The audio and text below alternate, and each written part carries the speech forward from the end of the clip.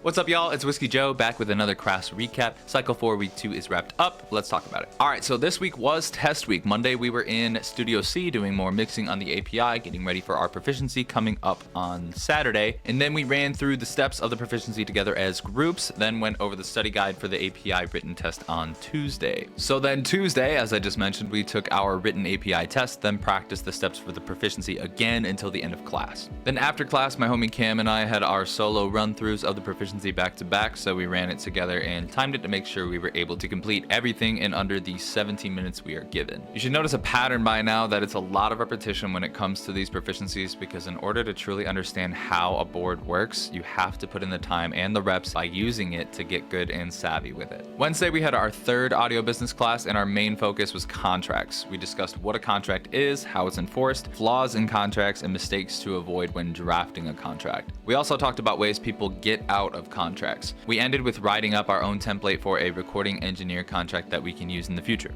The first hour on Thursday, we had one of the internship coordinators talk to us about the do's and don'ts of building a resume for the audio world. The takeaway was that with an internship situation we're going to be in, someone's only going to spend maybe 7 or so seconds looking at our resume before moving on to the next. So you have to be concise and pay attention to every detail so you don't rule yourself out over a spelling error. After that, we talked about our 5th cycle project coming up. We'll have to book 2 studio sessions, one for tracking and one for mixing, and we have a whole packet to fill out for that. And then finally, we had to take our Music Production 100 final exam, and man, was that stressful. It was 50 questions covering material all the way back from cycle 1. My advice for any students that haven't taken it yet and are in the program is to review your notes. There's a 70-some question review quiz you can take on CRAS Connect, but there were a good chunk of those questions that weren't anywhere in that quiz or any other practice quiz for that matter. I know because I took all those practice quizzes and packed them into a massive Quizlet you can find at Whiskey Joe Music. So don't just do those, also go back and look at your notes. Finally, we get to Friday, and just when you thought that was enough tests for a week, we have one for computer technologies on synchronization.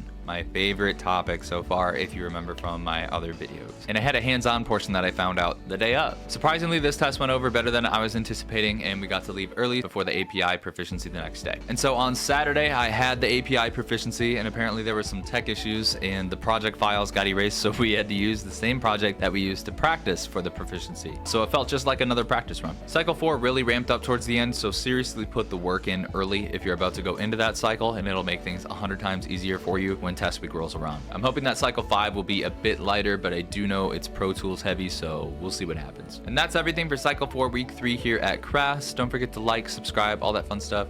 Leave any questions you have down below. Thanks so much for watching, and I'll see you in the next video.